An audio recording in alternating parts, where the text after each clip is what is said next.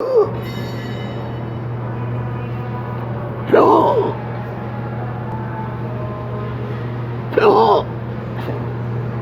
it's November 1st, 2019, Friday.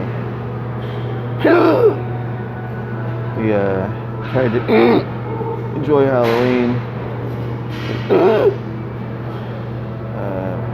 It's just too hard with a crowd of people doing this. Choking spasms snuck in, so it's just best to leave. So get to see some stuff, participate in life a little bit. You know, can't just stay a prisoner. You gotta find ways to work with this extreme torture disability. It's just something else. And this is, it's got so many different levels and characteristics to it. It's just hard to keep up, and it keeps reinventing itself, and it's crazy. So I have an amazing support group that people share their experiences and stories, and people that they've seen in clinics that they're going to, and it's just amazing how clueless or ignorant doctors are in this condition, and it's across the board.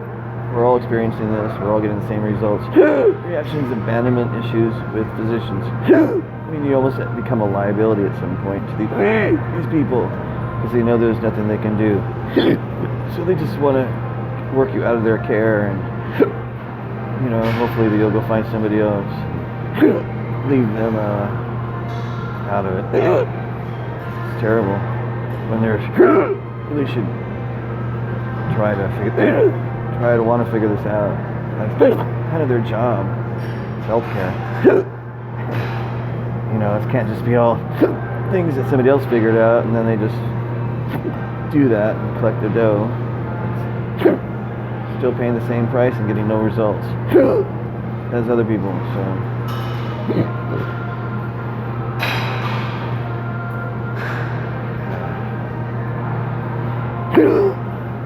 slowing down now, though.